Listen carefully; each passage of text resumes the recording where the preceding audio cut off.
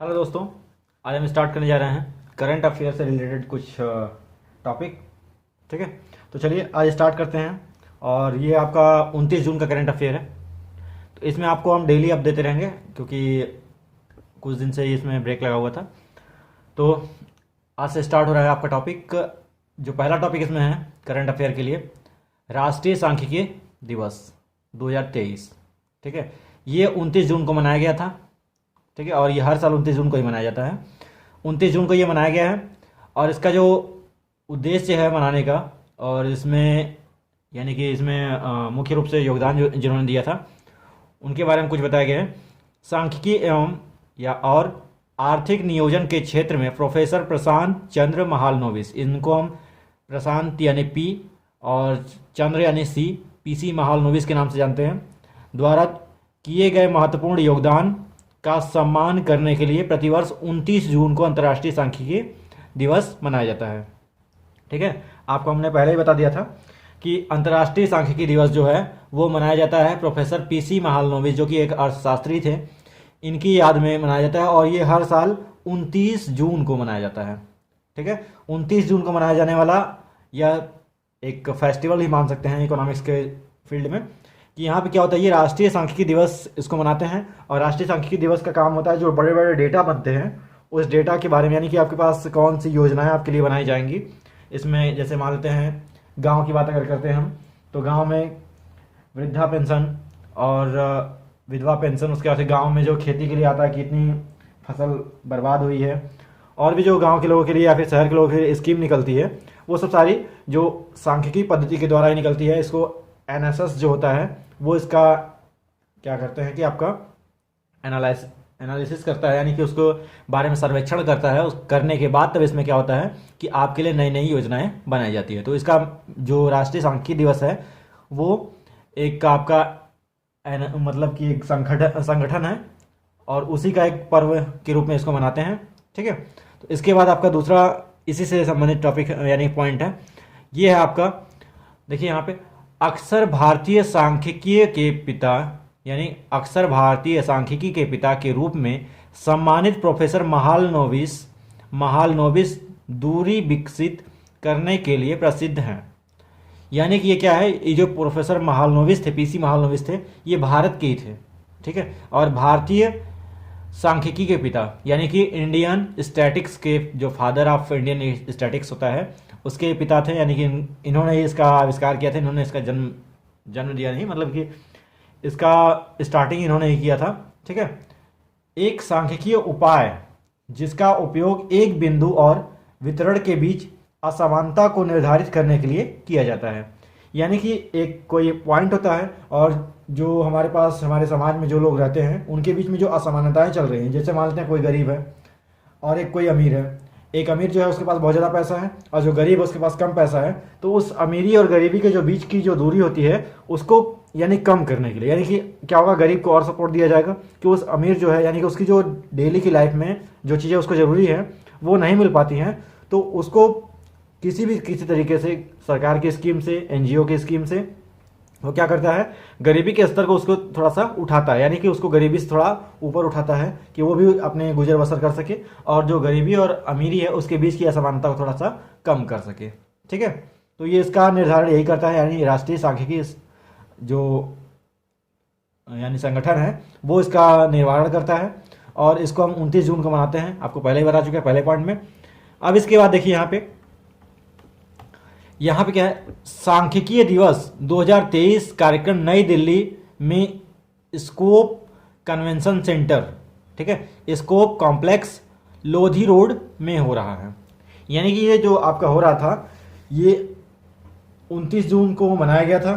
ठीक है, और यहाँ कहाँ पर मनाया गया था, ये पहले यहाँ देख लीजिए 2023 में जो मनाया जा रहा था ये था नई दिल्ली में स्कोप कन्वेंशन सेंटर। ये कन्वेंशन सेंटर बनाया गया है, यानी कि एक जगह बनाया गया है जहाँ पे कई लोग मिल करके अपनी मीटिंग कर सकते हैं। इसको स्कोप कॉम्प्लेक्स, यानी जैसे बहुमंजिली इमारतें होती है उसमें कई चीज़ों की दुकानें खुल जाती हैं, वैसे एक कॉम्प्लेक्स है, उसमें स्कोप कॉम्प्लेक्स के नाम से इसको जानते हैं, जहाँ पे ये संगठन अपनी ये मीटिंग यानी कर रही थी, पर्व मना रही थी इकोनॉमिक्स के फील्ड में। ये है कहाँ पे, दिल्ली में लोधी रोड पे। ठीक है, लोधी रोड पे हो रहा है, ये बताया गया 29 जनवरी का ये 29 जून का ये डेटा है, ठीक है, 2023 का। केंद्रीय सांख्यिकी एवं कार्यक्रम कार्यान्वयन राज्य मंत्री स्वतंत्र प्रभार राव इंद्रजीत सिंह इस अवसर पर मुख्य अतिथि के रूप में उपस्थित रहेंगे। देखिए यहाँ पे एक चीज बता दें आपको, सब कुछ आप लोग जानते होंगे। स्वतंत्र प्रभार का मतलब ऐसा मंत्री जिसको किसी भी फील्ड में जाने का पूरी आज़ादी होती है। कुछ लोग होते हैं जैसे कि आप परिवहन मंत्री हो गए, राज्य मंत्री हो गए, उसके बाद मान लेते हैं कोई एमपी विधायक ही है कोई, तो उसमें किसी को अलग अलग डिपार्टमेंट दिया जाता है। लेकिन यहाँ पे जो स्वतंत्र प्रभार जिसके आगे लग जाता है वो किसी भी फील्ड में जा सकता है, ठीक है। उसको स्वतंत्र यानी उसको किसी भी फील्ड में, यानी कि जो आपका डेवलपमेंट का यानी कि गवर्नमेंट की जो स्कीम है उसमें कोई भी फील्ड में उसको भेजा जा सकता है। जिस फील्ड में ज़्यादा प्रेशर होगा उसको उस फील्ड में भेजा जा सकता है उस काम को निवारण के लिए। तो यहाँ पे राव इंद्रजीत सिंह थे, इन्होंने यहाँ यानी कि ये जो थे मुख्य अतिथि के रूप में यहाँ पे आए हुए थे, ठीक है। और इसके बाद फिर देखेंगे यहाँ पे हम, यहाँ दिया हुआ है, इसको थोड़ा सा देख लीजिए। यहाँ पे राष्ट्रीय सांख्यिकी दिवस 2023 का theme alignment of state director framework with national indicator इन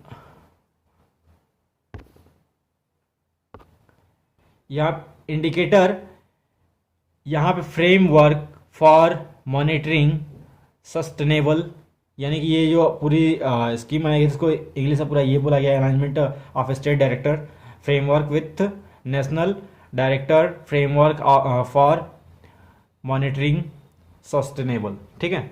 ये यहाँ पे कट गई थोड़ी सी, तो यहाँ पे यानी कि ये जो थीम था इसका, ये पूरी थीम इसकी यही थी कि यहाँ पे जो सस्टेनेबल डेवलपमेंट है, सतत विकास जिसको बोलते हैं, इसके बारे में इसका थोड़ा सा इसके यानी कि नेशनल राष्ट्रीय सतत विकास जो था उसके साथ ये मिल करके गांव, शहर, कस्बा जो भी है सबके एरिया में आकर जा कर के ये काम करे, और ये एक राष्ट्रीय स्तर पर कार्य किया गया। यानी कि मीटिंग की गई थी जिसमें कि जिस एरिया में, जिस राज्य में, जिस क्षेत्र में, जिस जिले में, जिस गांव में जो भी दिक्कत परेशानी हो, वो राष्ट्रीय स्तर पे उसका क्या होता था, संगठन बना करके इसके बारे में पूरी एनालिसिस की जाती थी।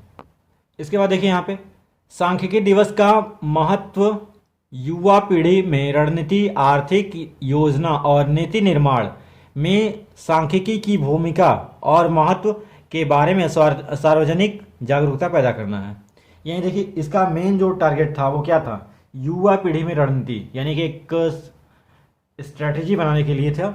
और उसके बाद आर्थिक योजना यानी कि इकोनॉमिक प्लानिंग जो हमारी थी, नीति निर्माण प्लानिंग करना जो था, में सांख्यिकी की भूमिका और महत्व, यानी कि स्टैटिक्स जो है उसका हम क्या कर सकते हैं आर्थिक नियोजन यानी कि आर्थिक योजना बनाने में, यानी इकोनॉमिक प्लानिंग हमारी कैसी होनी चाहिए, इसके बारे में स्टैटिक्स जो था ये, यानी कि राष्ट्रीय सांख्यिकी दिवस जो मनाया जा रहा था, इसमें युवा पीढ़ी को इस चीज़ के बारे में बताना कि हम किस तरीके से यानी कि स्टैटिक्स के माध्यम से भी हम कोई आर्थिक योजना बना सकते हैं, कोई रणनीति बना सकते हैं, नीति निर्माण कर सकते हैं। इसको पूरी तरीके से पूरी जानकारी इसकी दी गई थी, ठीक है।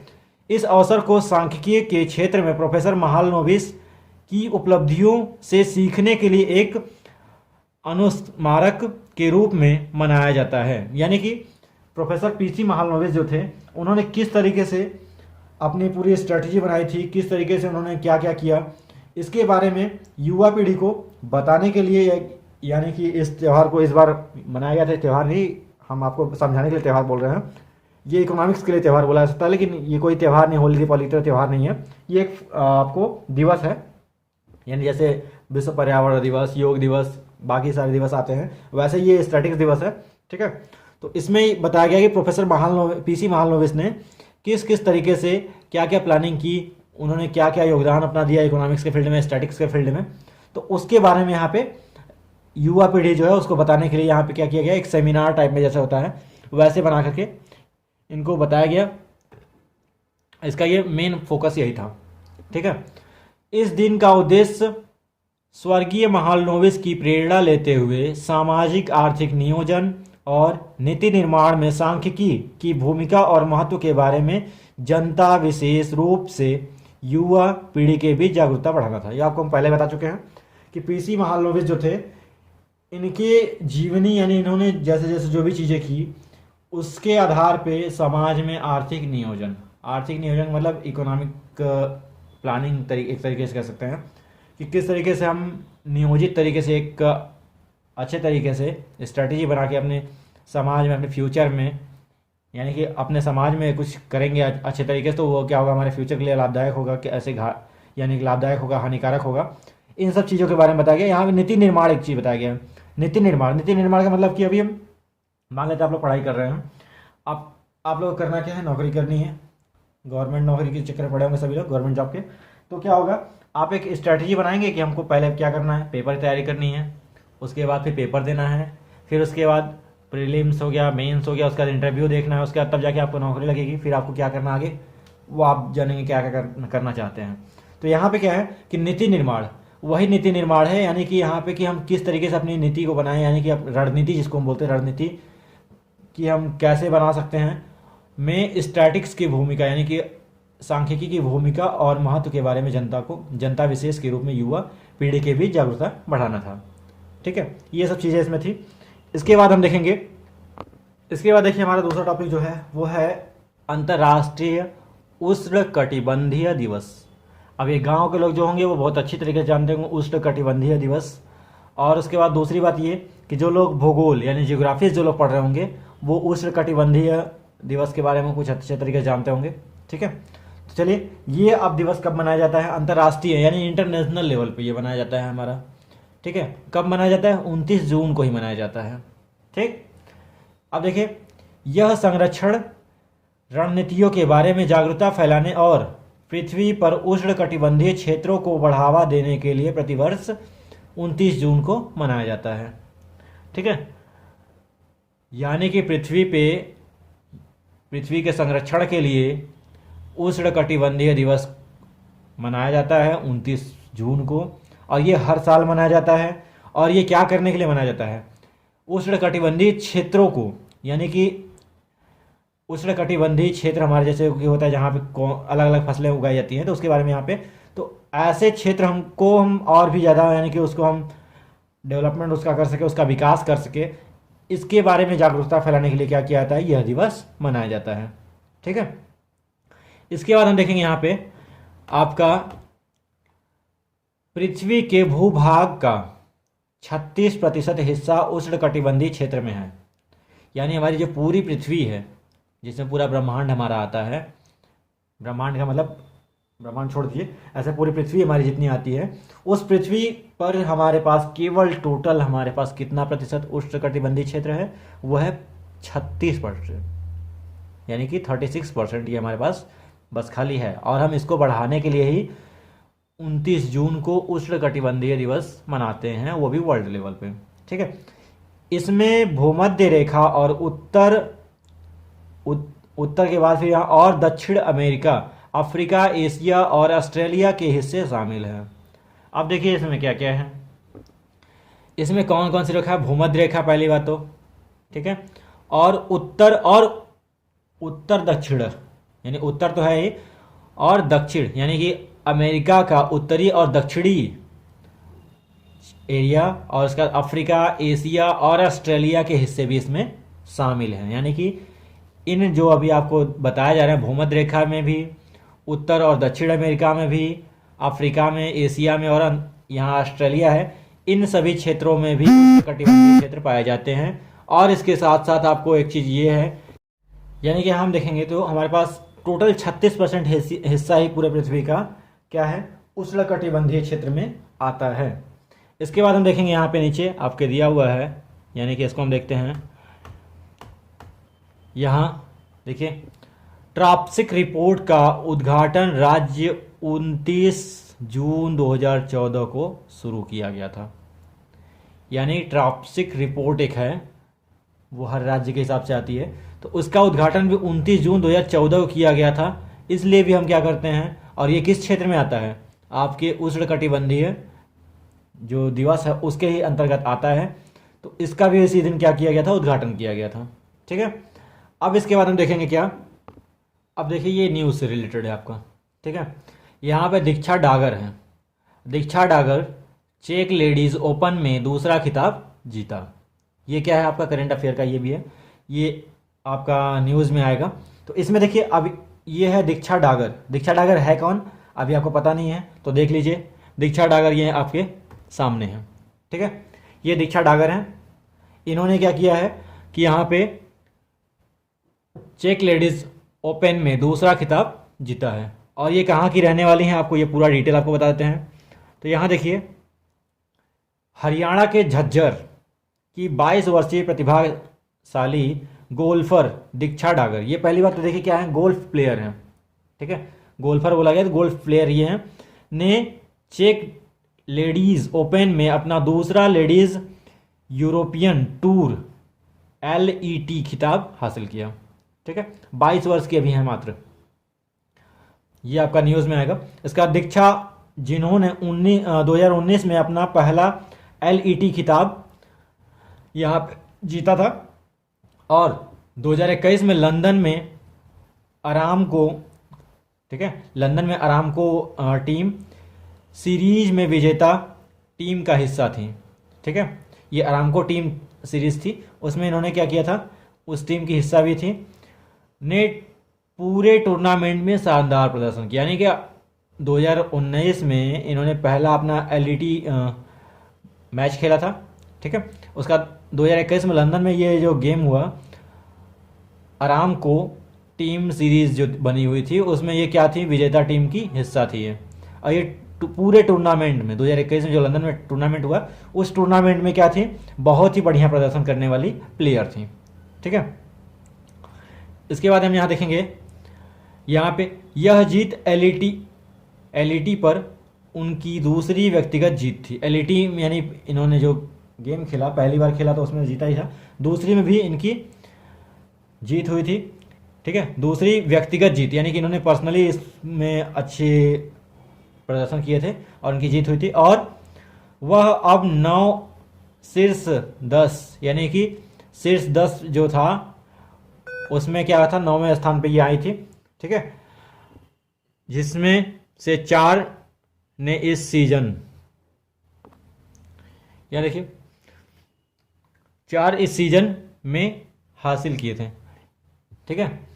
उसके बाद अंतिम दिन की शुरुआत 5-60 में, यानी 5-60 की बढ़त के साथ करते हुए दीक्षा ने संयम और निरंतरता का प्रदर्शन किया।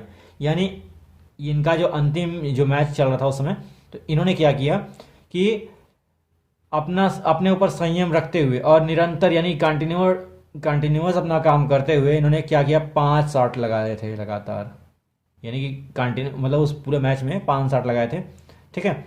इसके बाद इन्होंने क्या किया, देखिए यहाँ पे उन्होंने अंतिम राउंड 69 के स्कोर को हासिल किया, जिसमें 4 बर्डी और सिर्फ 1 बोगी शामिल थी, ठीक है, जिससे उन्होंने 4 शॉट की जीत हासिल की थी। ये इनकी जो अंतिम राउंड में 69 स्कोर किए और इसके बाद फिर जिसमें 4 बर्डी इनके साथ थे और 1 बोगी साथ शामिल थी, फिर भी इन्होंने क्या किया, उसमें उन्होंने 4 शॉट की जीत हासिल की थी। 4 गोल या फिर 4 शॉट कर सकते हैं, उसमें इन्होंने जीत हासिल की थी।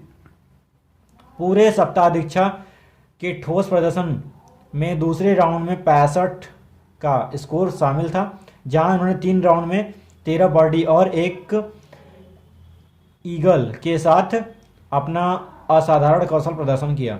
यानी कि इन्होंने क्या किया कि 65 स्कोर किया था, 3 राउंड में 13 बर्डी इन्होंने किया और 1 ईगल के साथ 1 एबनॉर्मल यानी असाधारण इन्होंने क्या किया, अपना प्रदर्शन किया था, बहुत बढ़िया प्रदर्शन किया था, ये था इनका।